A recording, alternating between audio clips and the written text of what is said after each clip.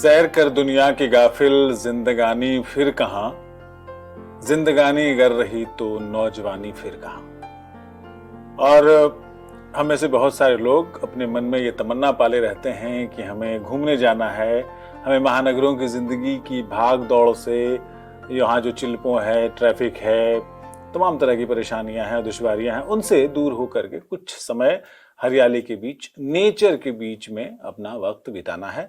और जो nature lovers हैं उनको भी ज्यादातर पहाड़, झरने और ऐसी ही चीजें पसंद आती हैं, बर्फबारी पसंद आती है, लेकिन किसी को डिजर्ट पसंद नहीं आता है। लेकिन इसके साथ ही आपके मन में ये सवाल उठेगा कि किताबों की दुनिया में हम आज ये बात क्यों कर रहे हैं, पर्यावरण की बात, पहाड़ों की बात, बर्फबारी की बात। तो ऐसा क्या लिखा जो पाठक को बेचैन न कर दे, और ऐसा क्या पढ़ा जो आपको उठकर चलने को मजबूर न कर दे। ऐसी ही एक किताब है जिसका नाम है छानी खरीकों में जहां रास्ता नहीं होता, और ये किताब लिखी है उमेश पंत ने। तो उन्हीं उमेश पंत को, जो नौजवान हैं और खूब घूमते हैं और जिनके पांव में कहते हैं कि शनिचर है, जो पहाड़ों पर घूमते हैं, नॉर्थ ईस्ट में घूमते हैं, और जो घूमते हैं उसको अपने शब्दों के जरिए और कई बार वीडियो के जरिए दर्ज भी कर लेते हैं, और कई बार डॉक्यूमेंट्री के जरिए उसको आपके सामने लाते हैं, कई बार शॉर्ट फिल्म के जरिए सामने लाते हैं, और ऐसी ही किताबों के जरिए, जिसमें से एक जो है छानी खरीकों में मेरे पास है, और ऐसी दो किताबें और हैं। इसके अलावा हमारे साथ जो उमेश पंत हैं और बात करेंगे। ये पंत साहब की एक और बात जो मैं कहना चाहता हूँ, ये बहुत अच्छे किस्सा गो हैं, फिल्म मेकर हैं। इन्होंने प्रसिद्ध स्टोरी टेलर नीलेश मिश्रा के लिए 50 से अधिक कहानियां भी लिखी हैं। बहुत बहुत स्वागत उमेश जी आपका। बहुत बहुत शुक्रिया मंजीत जी।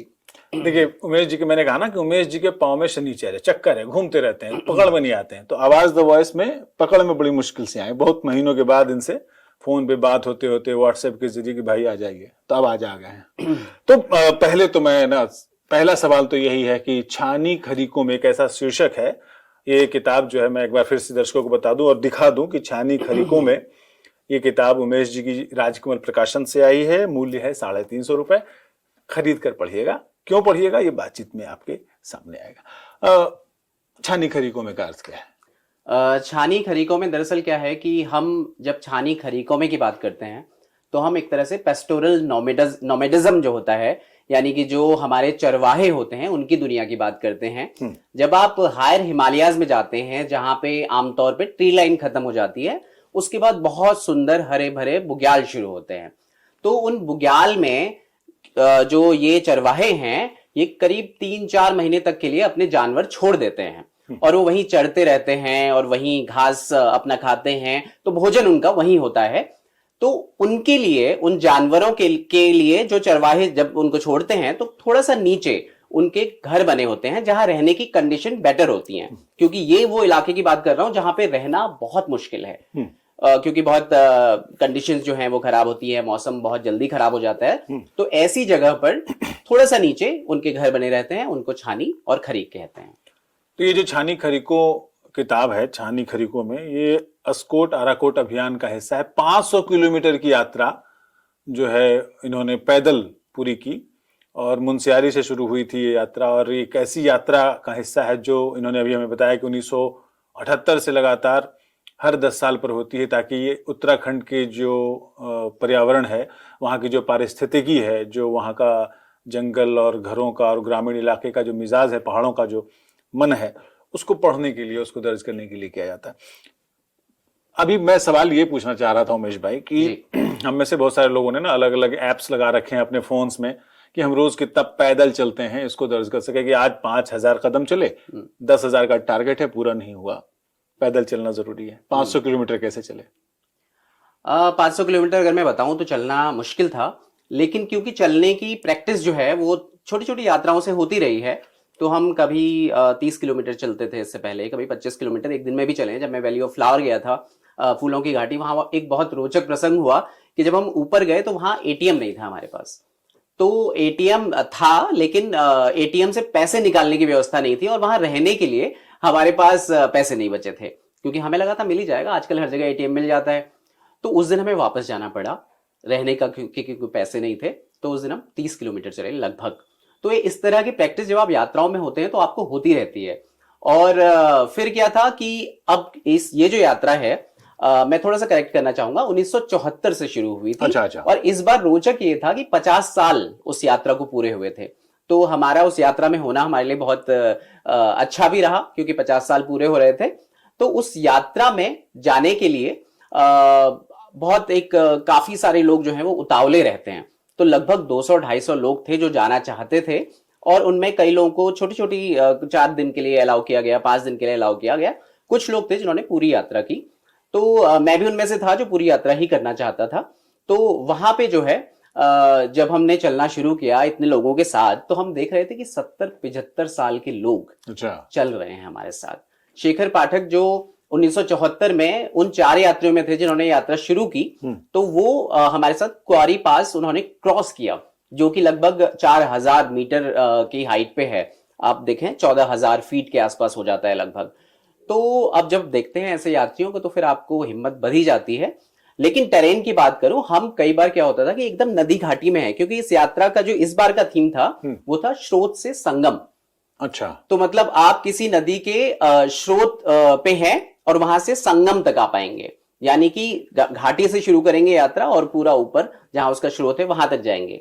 तो इतने यात्रियों के साथ चलते हुए मोटिवेशन एक दूसरे को मिलता है, और ऐसे में ये मुश्किल यात्रा पूरी हो पाई और लगभग 500 किलोमीटर मैं चल पाया। तो हालांकि एक और बात है कि क्योंकि मैं पहाड़ी हूं, उत्तराखंड से हूं, तो एक पहाड़ी खून भी कुछ होता है।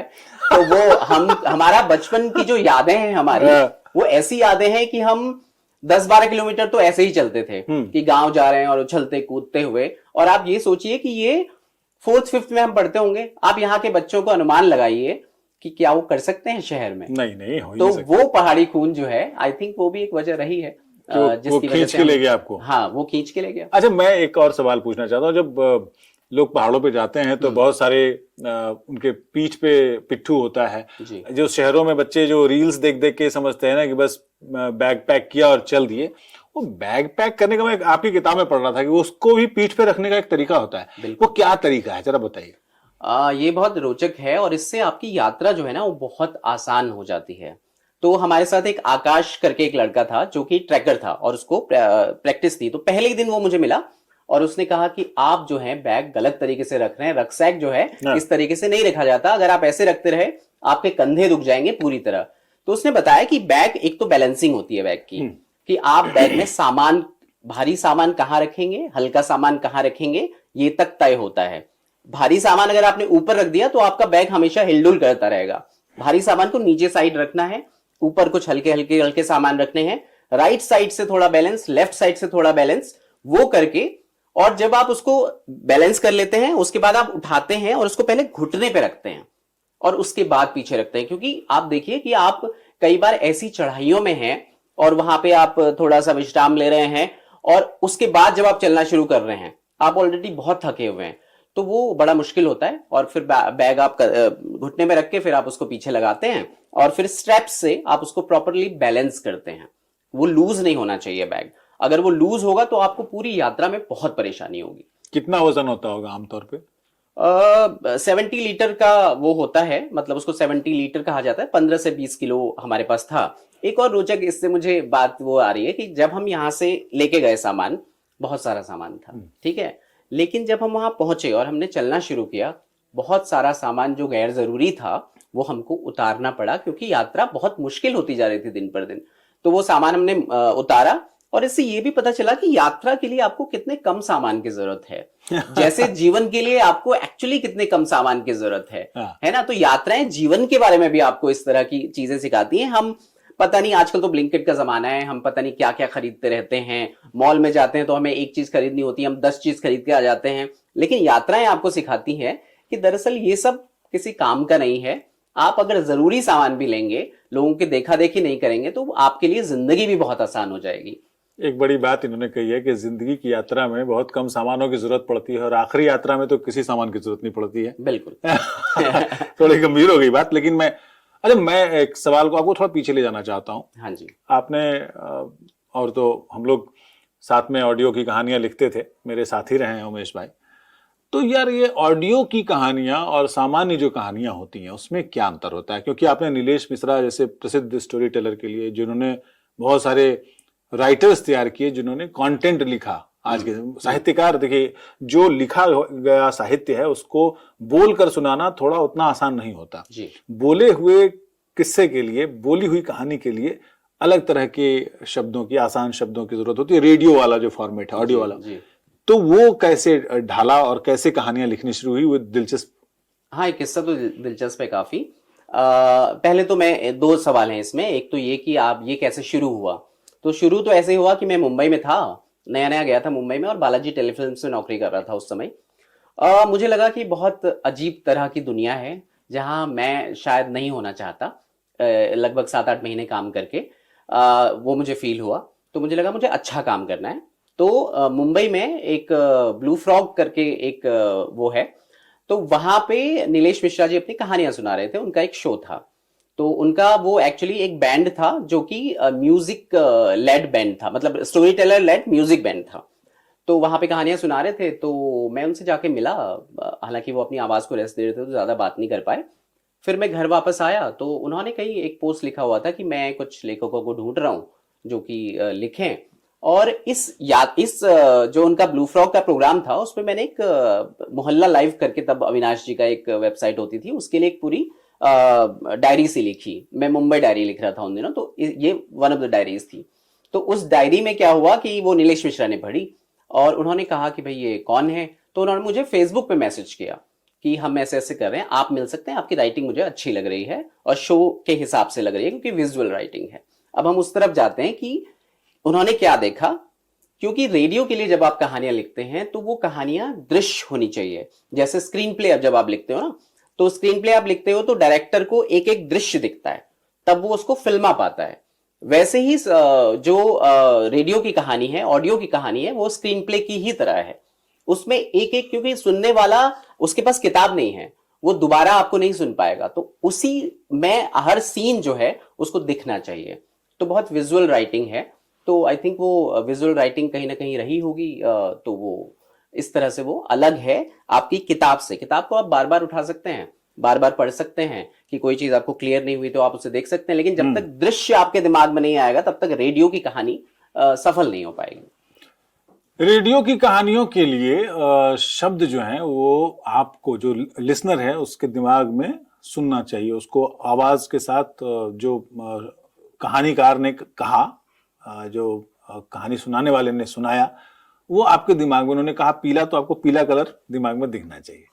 उसी तरह ऐसी जो राइटिंग है इस किताब का, मैं सवाल पे इसलिए आपको लेके गया क्योंकि इन्होंने अपनी किताब में ना बहुत सारे गंधों का वर्णन किया है। जैसे कि बाघैन, बाघ का गंध, जैसे भुटैन है, हंतरैन है, गुहैन है, ऐसे शब्दों का जो गंध को पारिभाषित करते हैं। कौन कौन सी गंधों के बारे में आपने लिखा जो उत्तराखंड में अपनी जर्नी के दौरान आपको देखिए, उत्तराखंड की भाषा की, जो कुमाऊनी और गढ़वाली दोनों ही भाषाएं हैं, उनकी एक बहुत रोचक बात है कि एक तो उनमें एक तरह का रिदम है ना। तो उस रिदम में जब ये शब्द आते हैं, जब ये गंध आती हैं, तो आप सोचिए कि वो एक तरह से एक शब्द परंपरा है जो कि उत्तराखंड की भाषा से पैदा होती है, जिसके बारे में बहुत कम लोग जानते हैं। जैसे कि आप ये अपने किताब से बोला कि बाघ जो है, हालांकि वो तेंदुआ होता है, बाघ नहीं होता, लेकिन आमतौर पे उसे बाघ ही कहा जाता है वहां पे। तो आप सोचिए कि ये कहां से आ रहा है कि आप एक गांव में हैं जहां पे तेंदुआ आमतौर पे आता है ना। तो उसके आने की गंध के लिए एक नाम रख दिया गया, बाघैन। ठीक है। हंतरैन मतलब कपड़े की जलने की गंध है, उसके लिए हंतरैन शब्द है। अब जो मैं कह रहा था कि गुएन भी शब्द है जो कि पॉटी की गंध के लिए है ना। तो ऐसे बहुत तरह की गंध के लिए पूरा संसार वहां पे है। अब ये भी है कि आप ये देखिए कि उस दुनिया का प्रकृति से कितना गहरा रिश्ता है कि वो इस तरह की चीजों के लिए गंधों का इस्तेमाल कर रहे हैं। उसके लिए अलग से नाम है। मुझे याद नहीं आता कि शहर में रहते हुए मैंने कभी सुना हो कि किसी पर्टिकुलर चीज के लिए कोई अलग से उस गंध का नाम है। तो इस तरह से गंधों का संसार जो है, फूलों की अलग अलग गंधें हैं, है ना, लोगों की अलग अलग गंध है, उसके लिए भी बहुत सारी चीजें हैं वहां पे। तो मुझे लगता है कि जितना जब आप लोकल होते जाते हैं जब आप बहुत ग्रामीण परिवेश में चल जाते जाते हैं या फिर आदिवासी परिवेश में जाते जाते हैं, तो उनका अपनी आसपास की जो जिंदगी है उसके साथ रिश्ता होता है, और उस रिश्ते के लिए उनके पास बहुत शब्द होते हैं जो आमतौर पे बाहर जा नहीं पाते, क्योंकि उनके पास शायद ज्यादातर जो आप देखेंगे इन आदिवासी या पहाड़ी, इनकी जो पूरी परंपरा है वो ओरल ट्रेडिशन है, मतलब मुंह से कह के वो आगे चीजें बढ़ती हैं, वो लिखित में नहीं होती हैं, है ना। तो वो ओरल ट्रेडिशन मैंने कोशिश की इस किताब में कि वो कहीं दर्ज भी होना चाहिए। अच्छा, हम जो महानगर के लोग हैं, खासतौर पे मैं दिल्ली, बॉम्बे, कोलकाता तो कम, लेकिन बाकी जो बेंगलोर, बड़े शहरों के मेट्रोपॉलिटन सिटीज के जो लोग हैं, हम ये कोशिश करते हैं कि घर के आगे जो पेड़ है ना वो काट दें ताकि हम अपनी कार की पार्किंग कर सकें, और फिर हरियाली देखने के लिए हम उत्तराखंड जाते हैं। उत्तराखंड में जो पर्यटन बढ़ा है, खासतौर पे मैं समझता हूं कि 2018-19 के बाद ज्यादा बढ़ा है, और लॉकडाउन के बाद जब सब कुछ ठीक हुआ उसके बाद तो कुछ ज्यादा ही बढ़ गया। मैंने वहां पर अपनी निगाहों से देखा कि हर तीसरा घर या हर दूसरा घर एक होमस्टे है, होटल है, और हर कोने पर एक मैगी पॉइंट है जी। मैं ये समझना चाहता हूं कि उत्तराखंड जाकर के लोग नेस्ले का मैगी क्यों खाना चाहते हैं, पहली बात। दूसरी मैं जोड़ना चाहता हूं, हाँ। आपकी किताब पर इसलिए मैं आना चाह रहा था कि आपने मड़ुए का, रागी का और मोटे अनाजों का, कुल्थी का जिक्र किया है, जो उत्तराखंड के स्थानीय अनाज और वहां की दालें हैं, उसका जिक्र बड़े मतलब उसके साथ किया, इन्होंने शिद्दत के साथ किया। तो वो जो स्थानीय खान पान है वो क्या वहां नेपथ्य में चला गया है, हाशिए पे चला गया है, और ये मैगी, कोक और ये तमाम चीजें जो शीतल पेय, कोल्ड ड्रिंक्स हैं और जो नूडल्स है, और ये सब आगे आ गया है? दरअसल क्या हुआ है कि चार धाम परियोजना के नाम पे उत्तराखंड में हर जगह सड़क आ गई है, ठीक है, और सड़कों ने पेड़ों को काटा है, और दूसरी चीज ये करी है कि जो शहर का खान पान है उसको गांव में लाने की कोशिश भी करी है। लेकिन दूसरा इसका पक्ष ये भी है कि जब हम छोटे हुआ करते थे तो हमारा जो हर सीजन होता था उसमें एक अलग खाना होता था उसका, ठीक है, जैसे भटकी चुड़कानी है, गेहत की दाल है ना, चेसुआ है, भटिया है ना, ये सब खाना होता था। वो कब होता था? वो सर्दियों में होता था। गेहत की दाल के लिए तो बाकायदा ये कहा जाता था कि अगर आपको ददूरा कहते हैं, उनको चिकन पॉक्स जो है उसको पहाड़ में ददूरा कहते हैं, अगर वो हो रहे हैं तो आप गेहत की दाल का रस पीजिए क्योंकि इसमें इतनी गर्मी होती है। दूसरी चीज ये है कि जैसे बिच्छू घास है, ठीक है, अब वहां पे एक घास होती है बिच्छू घास, जिसको आमतौर पे टीचर जो है वो बच्चों को डराने के लिए या बच्चों को पनिश करने के लिए यूज करते थे, क्योंकि उसको आप जैसे ही हाथ में लगाते हैं तो अचानक से आपके हाथ में बहुत सारी खुजली होने लगती है। लेकिन वो घास कितनी महत्वपूर्ण है। हम एक बार केदारकांठा में थे, बाहर का तापमान लगभग 4 या 3 डिग्री था। उस तापमान में ये बिच्छू घास का जो है एक तरह से सूप बनाया, सब्जी बनाई और वो हमें खिलाई। उसके बाद हम कैंप के अंदर सारे कपड़े खोल के वो बैठे हुए थे, इतनी गर्मी थी, मतलब सारे जो हमारे जैकेट और ये सब थे वो हमें उतारने पड़े, इतनी गर्मी थी। तो वो जो खान पान था उसका अपना एक प्रयोजन था, है ना। और अब जो है वो दूसरी तरह से आ रहा है, मिलेट्स के फॉर्म में आ रहा है कि अब एक अभी तो बाकायदा मोदी जी ने भी मिलेट की बात करी थी कि भाई हम हमारे यहाँ के मिलेट को प्रोपोगेट करेंगे। तो उस तरह की बातें अब होने लगी हैं। आपकी डाइटिशियन भी आपको बताती है कि भैया मिलेट पे स्विच कीजिए, वो बेहतर है आपके उससे। तो लेकिन ये जो बात है ये उन जगहों से के बारे में नहीं है जो सड़कों से जुड़ी हुई हैं। सड़कों से जुड़ी हुई हम आमतौर पे मैंने देखा है भारतीयों का, ये चाहे वो वियतनाम जाएं चाहे वो थाईलैंड जाएं, हर जगह उनको अपना खाना चाहिए होता है कि भाई हमें मैगी खिला दो, हमें छोले भटूरे खिला दो, क्योंकि एक आदत है। और ये चीजें उनको पता नहीं है कि कितनी हेल्दी चीजों को हम मिस कर रहे हैं। आप जहां जाएं वहां के खान पान को तो खाएं, वो तो ट्राई करें। वो पर्यटन का एक बहुत महत्वपूर्ण अंग होना चाहिए कि आप अगर गुजरात में हैं तो गुजराती खाना खाएं, आप अगर नॉर्थ ईस्ट में हैं तो वहां का खाना खाएं, आप अगर उत्तराखंड जा रहे हैं तो वहां का खाना खाएं। लेकिन ये एक तरह ये भी एक कंडीशनिंग वाली भी बात है कि लोग क्या एक्चुअली कहीं जाते हैं तो वो उस जगह से कुछ लेना भी चाहते हैं या बस अपना दे देना चाहते हैं, रील बनाना चाहते हैं, या बस रील बनाना चाहते हैं। अच्छा। हमने देखा कि गांव में बहुत परेशान थी गांव की महिलाएं कि केदारनाथ मंदिर में, जो कि धार्मिक आस्था का बहुत बड़ा केंद्र माना जाता है, वहां जाके वो लोग जो हैं उनकी धार्मिक आस्था कुछ नहीं रह गई है। वो बस वहां जाते हैं और रील बना के वापस आ जाते हैं। हेलीकॉप्टर से उनको जाना है, और हेलीकॉप्टर से जाने की एक बहुत बड़ी समस्या है। वो समस्या ये है कि वहां के जो स्थानीय जानवर हैं वो उसकी वजह से मर रहे हैं, क्योंकि उनको उस फ्रीक्वेंसी की आदत नहीं है। वो हेलीकॉप्टर जंगलों के इतने नजदीक से जाते हैं कि जानवर अचानक से बेदक जाते हैं, गिर के मर रहे हैं। दूसरी चीज ये है कि गांव के वहां के जो स्कूल हैं उनमें, जैसे हम इस यात्रा में थे, हम लोगों से बात कर रहे थे, तो जब हम बात नहीं कर पा रहे थे उनसे, इतना शोर था, क्योंकि इतनी नजदीक से वो हेलीकॉप्टर गुजरते हैं। बावजूद इसके कि एक नियम है, ऐसा नहीं है कि एविएशन का कोई नियम नहीं है, उसमें नियम है कि आप किसी बसासत से कितना ऊपर जा सकते हैं, कितना नीचे जा सकते हैं, लेकिन उस नियम को वहां कोई फॉलो नहीं कर रहा है ना। तो इस तरह की चीजें जो हैं वो बहुत जरूरी है कि आप जहां जाएं, हेलीकॉप्टर से क्यों जाना है। बहुत अच्छे, हम जिस रास्ते से जा रहे थे वो चारधाम का भी यात्रा मार्ग था, और इतनी सुंदर जगह हैं जो आप देख नहीं पाते हैं, है ना, क्योंकि आपको हेलीकॉप्टर से पहुंच जाना है। तो ये मुझे लगता है कि ये चीज जो है आपको थोड़ा सा एज अ ट्रेवलर आपकी रिस्पॉन्सिबिलिटी होनी चाहिए। कि अभी मैं देख रहा था रील्स में एक वीडियो, रील से आजकल बहुत कुछ पता लग जाता है, तो एक वीडियो देख रहा था कि वहां जो है कुछ लोग जो हैं वो एकदम डीजे, बाहर के लोग डीजे बजा रहे हैं। उनको ये भी तो ध्यान रखना चाहिए कि वहां स्थानीय लोग भी तो रहते हैं। 11 बजे के बाद वो सोते भी हैं, सुबह उनको 4 बजे 5 बजे उठना होता है, घास लेने जाना होता है। अगर वो घास नहीं लाएंगे तो आप कल की सुबह की चाय कहां से पियेंगे, है ना।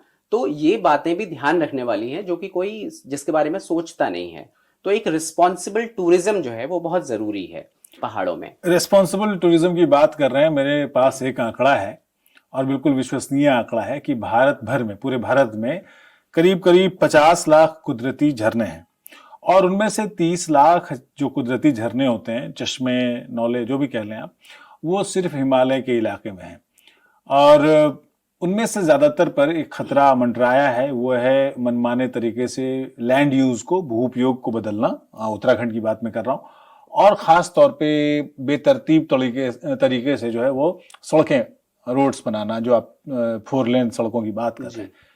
वहां के जो नौले, गधेरे हैं, जो कुदरती झरने हैं, आपने अपनी यात्रा में कोई असर देखा उन पे कि कोई खत्म हो गया हो? क्योंकि मुझे जहां तक याद है, उत्तराखंड में बहुत सारे गांव हैं जहां पानी की आपूर्ति, घरों में पकाने के लिए, खाने के लिए, नहाने के लिए जो पानी इस्तेमाल होता है, वो पहाड़ों से अपने आप गिरने वाला झरना है, जिसमें बांस की एक खपाची सी लगा देते हैं और पूरे गांव की पानी की जरूरतें पूरी हो जाती हैं।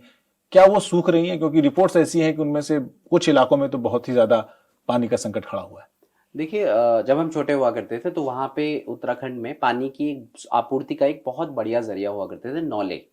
तो नौले क्या था कि जहां पे पानी जो है वो उपजता है, ऐसी जगह, ये पुराना विजडम है ना, तो जहां पे उपजता है वहां पे एक छोटा सा टैंक बिल्कुल ट्रेडिशनल स्टाइल में बना होता था, और उस टैंक में वो पानी अपने आप भरता था। वो आपके किसी भी आरओ, किसी भी आप कुछ भी लगा लीजिए, बिस्लरी तो छोड़ ही दीजिए, उनसे बहुत ही साफ, मीठा, बढ़िया पानी होता था, क्योंकि वो बांझ के नीचे से छन के वो आता था और वहां पे जमा होता था। सारे गांव वाले जो हैं वो पानी लेने सुबह सुबह जाते थे। वो सारे नौले अब जो हैं खत्म हो गए हैं, ठीक है, क्योंकि उनका रखरखाव नहीं है। और दूसरी चीज ये है कि सड़कों के आने से इतना मलबा जो है नदियों में गिरा है कि वो पानी जो है वो सूख रहा है धीरे धीरे। आप अगर नदी को जाने की जगह नहीं दोगे तो वो पानी कहां से आएगा। दूसरा ये है कि ग्लोबल वार्मिंग के इफेक्ट से जो है हायर हिमालयाज के जितने भी ग्लेशियर हैं वो लगातार पीछे जा रहे हैं। पिंडारी ग्लेशियर जिसके मार्ग से हम गुजरे, पिंडारी ग्लेशियर नहीं गए, लेकिन वो मैंने खुद अपनी आंखों से देखा है कि वो 2 किलोमीटर पीछे जा चुका है ना। तो ये समझना बहुत जरूरी है कि आप जब उत्तर प्रदेश के किसी इलाके में बैठ के आप पानी पीते हैं तो वो कहाँ का पानी है? वो हिमालय का पानी है ना। अगर उस हिमालय पे कोई भी संकट आएगा तो वो आपकी जिंदगी में आने वाला संकट है, क्योंकि पानी नहीं होगा। मैंने इस किताब में लिखा है जैसे कि बहुत सारी ऐसी जगहें थी जहां पे सेरे बन जाते हैं। अब सेरे क्या है कि ऊपर से जब हिमालय से जब नदियां निकलती हैं तो वो अपने साथ साथ छोटे छोटे पहाड़ के जो टुकड़े हैं वो छोटे छोटे करके महीन टुकड़े काट के ले जाते हैं, और बहुत बढ़िया मिट्टी जो है, उपजाऊ मिट्टी, वो नीचे लाते हैं, और एक एरिया ऐसा बड़ा सा मैदान बन जाता है जहां पे बहुत उपजाऊ फसल होती है ना। वो सेरे धीरे धीरे खत्म हो रहे हैं। क्यों? क्योंकि हमने उन पे घर बनाने, होटल बनाने शुरू कर दिए हैं। लेकिन सवाल ये भी है कि हम चाहे प्रकृति पर कितना ही संकट, मानवीय संकट डालें, प्रकृति क्या करती है, वो अपने आप को रिक्लेम करती है। आप जब देखेंगे पुरानी नदियां जो हैं, उनके जो गॉर्जेस हैं, उनके जो सूखा, आपको सूखा दिखेगा, लेकिन पहाड़ में आपको एक लाइन दिखती है ऊपर, काफी ऊपर, उस लाइन तक वो नदी आई है ना, और वो कभी ना कभी वापस आएगी। अभी आपने 2013 की त्रासदी में देखा, रामबाड़ा करके एक जगह होती थी, उन्होंने क्या किया कि वो नदी की जगह थी, वहां पे एक पूरा शहर बसा दिया। 25-30 साल ऑब्वियसली उसको कुछ नहीं हुआ, उसमें वहां पे बहुत सारे होटल बने, सब कुछ बना। 2013 की त्रासदी में जब ऊपर ग्लेशियर फटा और पानी नीचे आया, तो वो तो उसका नदी का घर है, उसका रास्ता है, उसने एक साथ पूरे गांव को बहा दिया, बहुत सारे होटल बह गए, है ना। ऐसी बहुत सारी घटनाएं लगातार होती रहती हैं। तो आप नदियों पर जितना भी संकट डालें, लेकिन प्रकृति है वो अपने आप को रिक्लेम जरूर कर लेगी और करेगी, बिल्कुल करेगी। लेकिन सवाल ये है कि अभी आप अपने लिए क्या कर रहे हैं ये सब करके। और दूसरा ये है कि ये जब सड़कें आप ऐसी जगहों पे बनाते हैं जहां नदियां हुआ करती थी, जब बाढ़ आती है तो उससे इतना कंक्रीट, इतना मलबा उसमें जाता है कि वो टाइम बॉम्ब बन जाती हैं नदियां। वो जब नीचे आती हैं तो सब कुछ तबाह करते हुए आती हैं। अगर खाली पानी होता तो वो अपने लिए जगह बनाता और आज शांति से निकल जाता, जो कि वो सदियों से, पता नहीं कितने हजारों सालों से निकल रहा है। लेकिन जब ये इतना सारा मलबा, आप सोचिए ना, सरिया, ईंट, कंक्रीट, कितनी सारी चीजें हैं, और जब आप देखते हैं इस तरह के विजुअल्स तो अचानक से सारा भरभरा के गिरता है। वो जब नीचे आता है तो वो और भारी होता है और सब कुछ तोड़ता हुआ निकल जाता है ना। तो आप ऐसा टाइम बॉम्ब बना रहे हैं, लेकिन मतलब आप चलो ठीक है तब तक नहीं रहेंगे, पर आपके बच्चे तो रहेंगे, आपका भविष्य तो रहेगा। आप उस भविष्य को ऐसे क्यों खत्म कर रहे हैं? ये बहुत सोचने वाली बात है।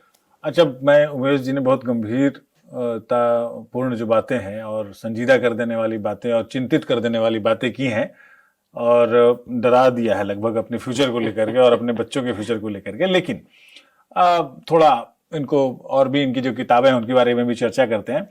इन्होंने कुछ जो कहानियां लिखी जो ऑडियो फॉर्मेट में गई, उनमें से कुछ का अंग्रेजी में ट्रांसलेट होकर स्टोरी वाला में आपकी कुछ कहानियां थी। हाँ। जो शायद छपी हुई कहानियां आपकी पहली, और उसके बाद कहानियां तो नहीं छपी हैं आपकी? हाँ, कहानियां छपी नहीं है, उसके बाद कहानियां नहीं छपी हैं। हाँ। इन्होंने वो लिखे हैं, ट्रैवलॉग्स लिखे हैं, यात्रा वृत्तांत लिखे हैं, लेकिन कहानी नहीं छपी। तो कहानी पहले अंग्रेजी में आई। हिंदी का लेखक, बड़ा भाग्य की बात है, किस्मत की बात है कि पहले अंग्रेजी में ट्रांसलेट हुए, अंग्रेजी में छपे कहानियों में। उसके बाद मुझे लगता है इनर लाइन पास आपकी पहली किताब थी जो हिंद युग प्रकाशन से छपी। दूसरी किताब दूर दुर्गम दुरस जो राजकमल से छपी, और ये तीसरी किताब है जो ट्रैवल पे है।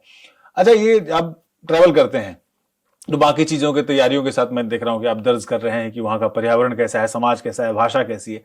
ये ट्रैवलॉग लिखने का जो सामान्य जो आप वीडियो पे व्लॉग्स देखते हैं कि भाई इसके यहाँ रुक जाओ, उसके यहाँ रुक जाओ, ये रिजॉर्ट में रुक जाओ, ये होटल में पकड़ लो, ये खाना खा लो, वो ऐसा वाला नहीं है।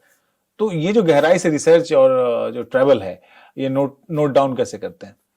हाँ, ये बहुत ज़रूरी सवाल है, क्योंकि जब आप यात्रा में होते हैं तो मेरी कोशिश ये रहती है कि एक नोटबुक पेन अपने साथ रहे। अच्छा। और हर दिन जो है, जब आप सो रहे हैं उससे ठीक पहले आप उसको दर्ज करें। जो महत्वपूर्ण चीज़ें हैं, खासकर ऐसी चीज़ें दर्ज करना बड़ा ज़रूरी होता है जो लोकल चीज़ें होती हैं। और उससे फिर जब आप रिसर्च करते हैं तो आपके सामने एक संसार खुलता है। जैसे दूर दुर्गम दुरुस्त जो किताब है, उसमें मोरुंग शब्द मैंने देखा, तो मोरुंग मैंने नोट कर लिया। तब मुझे पता नहीं था मोरुंग होता क्या है। मैं वापस आया और मैंने उस पर रिसर्च करनी शुरू की, तो पता चला कि एक पूरी अपनी जो है स्थानीय नॉर्थ ईस्ट की गुरुकुल परंपरा है। तो उसमें क्या होता है कि लड़कों और लड़कियों के अलग अलग मोरुंग बने हुए हैं और वो हर गांव में होते हैं, ठीक है। और उनमें ये जो है जाते हैं और उनको मतलब फिजिक्स, केमिस्ट्री, मैथ्स नहीं पढ़ाई जाती थी, उनको पढ़ाया जाता था जो शस्त्र विद्या है, ठीक है, जो उनकी रोजमर्रा की जिंदगी में खाना बनाना है, काम आने वाली चीजें हैं। तो आप सोचिए कि कितना एडवांस स्टेज था जो आज हम बात करते हैं कि वो चीजें आपको बताएं, पढ़ाएं जो हमारे काम आएंगे, क्योंकि मैथ्स की इक्वेशन कभी आपके ऐसे काम नहीं आती, हालांकि आपके दिमाग को बहुत मजबूत करती हैं, वो भी जरूरी है, लेकिन उनको काम आने वाली शिक्षा देते थे। दूसरा क्या है कि वहां पे हेड हंटिंग की एक व्यवस्था होती थी पुराने समय में, कि एक जो समुदाय है, एक जो आदिवासी समुदाय है और दूसरा आदिवासी समुदाय है, उनके बीच में ये था कि मतलब आप अपने दुश्मन की धड़ काट के लाएंगे और आप जब लेके आ जाएंगे तो उसको अपने घर पे सजाएंगे, क्योंकि ये आपकी वीरता का प्रतीक है। तो इसलिए भी उनको शस्त्र विद्या और ये सब सिखाया जाता था। बाद में वो किस तरह से ईसाइयों के आने के बाद कैसे खत्म हुआ, मिशनरियों के आने के बाद, वो एक अलग कहानी है। तो जब मैं दर्ज करता हूं तो मैं इस तरह की चीजें जरूर नोट कर लेता हूं कि भाई ये जो अगर प्लांट है तो इसका नाम क्या है। जैसे खरसू और कैल के पेड़, ये मुझे पहले नहीं पता थे, तो इस बार मैंने इस यात्रा में मुझे पता चले। ये पता चला कि भाई जो ये बकरियां हैं उनमें जो सबसे बड़ी बकरी होती है उसका एक नाम होता है, ये उसकी पूरी सेना है जो उसके साथ जा रही है, तो अगर आपने उसको पुकार लिया तो फिर ये सारे नियंत्रित हो जाते हैं, है ना। इस तरह की चीजें नोट कर दर्ज करते हुए चलो, और रोज नामचा एक तरह से रोज का लिखते चलो, और लोगों से बात करो, उनसे उनके इनपुट्स लो और उनके नाम लिख के वो सब भी कर लो। फिर जब आप वापस आते हो तो आपके पास एक अच्छा खासा एक डायरी पूरी भर जाती है, अगर आपने शिद्दत से रोज किया है ये, और जरूरी भी है क्योंकि बिना उसके फिर दिक्कत भी होती है। आप एक क्रोनोलॉजी में अगर आपने 500 किलोमीटर जर्नी की है तो आप सोचिए लगभग 100 गांव आप गए हैं। अगर उन 100 गांव के नाम आपने रोज नोट नहीं किए हैं तो आप उनको दर्ज कैसे कर पाएंगे, आफ्टर अ पॉइंट तो आपको याद भी नहीं रहेंगे, है ना। तो जब वापस आते हैं तो उसके बाद फिर रिसर्च की दुनिया खुलती है, क्योंकि मैं रिसर्च में कम से कम 1 साल लगाता हूँ किताब के, तब जाके वो 1.5 साल 2 साल का पूरा प्रोसेस रहता है एक किताब का होना। खाली ये नहीं होता कि जो आप नोट करके लाए वो आपने लिख दिया। तो अब रिसर्च करते हुए लेकिन आपको पता चलता है कि आपकी जो दुनिया है उस पर फिरंगियों ने कितना काम किया है। मैं चाहे वो नॉर्थ ईस्ट हो, चाहे वो उत्तराखंड हो, इन सारे हिमालयी इलाकों में सबसे ज्यादा किसी ने काम किया है तो ब्रिटिशर्स ने काम किया है। उन्होंने एंथ्रोपोलॉजी पे इतना अच्छा काम किया है, सब कुछ दर्ज किया है। जबकि मैं सिक्किम में एक बार गया था, पासडंगा करके एक गांव है, तो उस गांव में उनका पूरा ओरल ट्रेडिशन था, जैसे मैं अभी बता रहा था, और वो कहीं दर्ज नहीं था। तो मैं गया, तब मैंने उनसे पूछा रोज ट्रांसलेशन करके रात को, तो वो लिखता था, तो उनका पहला एक लिखित में कुछ दर्ज हो गया, है ना। तो ये दर्ज करना बहुत जरूरी है, और उसके बाद फिर आपके रिसर्च की दुनिया तो खुलती ही है, और फिर 1-2 साल के पूरे उसके बाद एक किताब पूरी हो पाती है। एक यायावर थे मार्को पोलो, एक यायावर थे वेनसांग, एक थे फाहियान। ऐसे यायावरों ने दुनिया को एक नई दिशा दी है, और अपने ऐसे विवरण उन्होंने दर्ज किए जिसको हम आज भी अपने काम में लाते हैं। मुरुंग का जिक्र उमेश भाई ने किया, जैसे कि इन्होंने कहा कि नॉर्थ ईस्ट में मुरुंग होते हैं और लड़के और लड़कियों के लिए अलग गुरुकुल की तरह की परंपरा होती है।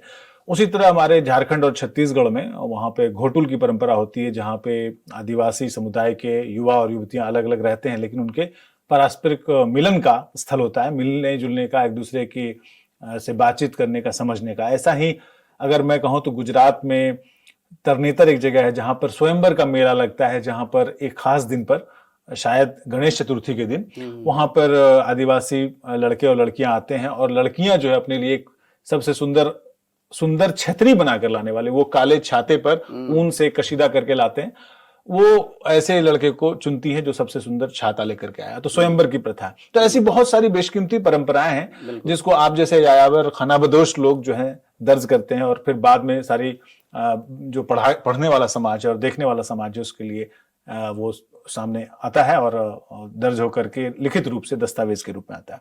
ये किताब जो है छानी खरीकों में, ये केवल सफर का सुख नहीं देती है, हालांकि दे रही है। जब आप पढ़ेंगे तो लगेगा कि साथ साथ हिमालय पर हम चलते जा रहे हैं, लेकिन सिर्फ सफर का सुख नहीं दे रही है। ये एक तरह से पीड़ा देने वाली, कचोटने वाली और ऐसे पॉइंट्स भी लेकर के आती है जो सोचने के लिए आपको मजबूर करेंगे कि भाई हिमालय को, हमारे उत्तराखंड को क्या हो रहा है, जिसको हम देवभूमि कहते हैं। बहुत बहुत शुक्रिया उमेश, आप हमारे साथ जुड़े, और ये जो किताब है छानी खरीकों में, ये पढ़ने का मौका मिला और समझने का मौका मिला, और हमारे सारे दर्शक जो हैं आपकी अगली किताब का इंतजार करेंगे। बिल्कुल, आपका भी बहुत बहुत शुक्रिया। मुझे अच्छा लगा आपसे बात करके, और अपनी पूरा ये यात्रा को जो है फिर से एक बार जीना जो है बातचीत के जरिए, वो भी अपने में एक आनंददायक चीज होती है। तो आपका बहुत बहुत शुक्रिया कि आपने स्टूडियो में मुझे बुलाया, और उम्मीद रहेगी कि फिर हम आगे भी बात करेंगे। जरूर।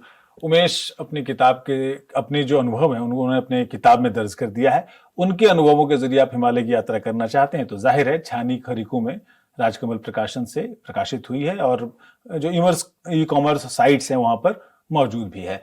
आज उमेश से लेते हैं इजाजत, और अगले हफ्ते हम फिर मिलेंगे किसी ऐसे ही रचनाकार के साथ, किसी यायावर के साथ, किसी लेखक के साथ, जिन्होंने अपने शब्दों के जरिए समाज को कुछ नया दिया है, कुछ इस देश के निर्माण में अपना योगदान दिया है। दीजिए इजाजत मंजीत ठाकुर को और हमारी पूरी टीम को किताबों की दुनिया में। नमस्कार।